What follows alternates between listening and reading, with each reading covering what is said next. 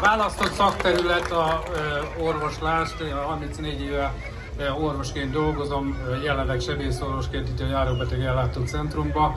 Az egészségügy az ugye egy égető probléma, követtem a Nagykanizsai kongresszust, és azt mondom, hogy a Hegedűs doktor által kijelölt irányok jók, magyarul visszabontani ezt a bizonyos szolgálati jogviszonyt és egyéb kényszereket, mert most nem reformok vannak, hanem kényszerítő intézkedések.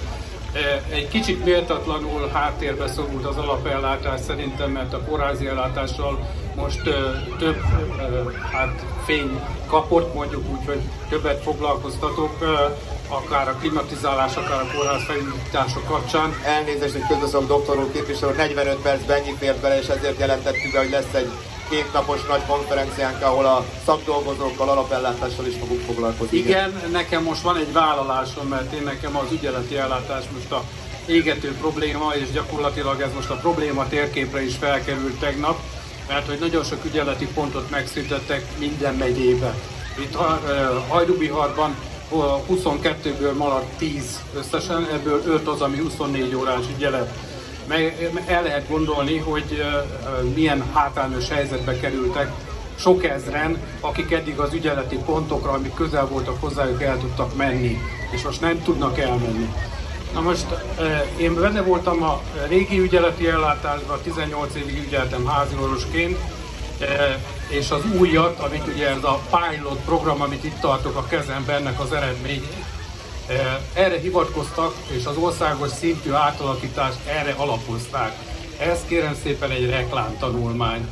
Nincs jegyezve senki által, nem írta alá senki, és az OM se adta ki magától, hanem ki kellett perelni.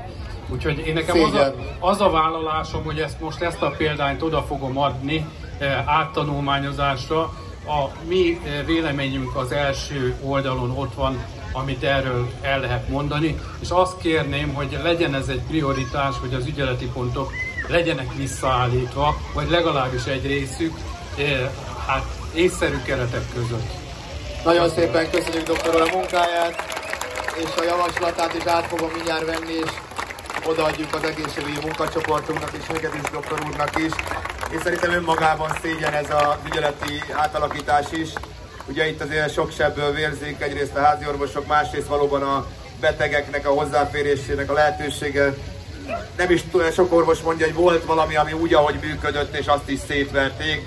Ezek szerint akkor egy reklámtanulmányra alapozva. Én azt tudom mondani, hogy nem szeretnénk már a továbbiakban sokat a jelenlegi egészségügyi vezetéssel, még a nevét szeretném mondani, foglalkozni, mi már a jövővel szeretnénk foglalkozni, és mindenféle szakmai hozzájárulást. Köszönöm szépen!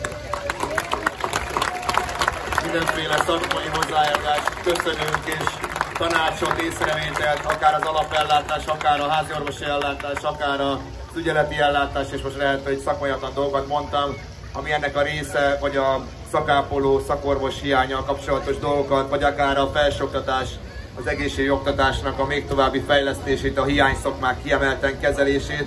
Így köszönjük szépen, és abszolút prioritás lesz, és azt tudom mondani, hogy már csak valahogy úgy 270 nap van, azt tudom, hogy soknak tűnik, de higgyék el, gyorsan el fog menni, és kell is ahhoz, hogy minden területen megalapozott, és a magyar társadalommal veletek közösen megbeszélt szakmai programot tudjunk kialakítani. Én azt kérdezem a kollégáimtól, hogy nézik-e a radart, mert nagyon nagy vihar közeledik. Mi a mondás, hogy mehetünk tovább?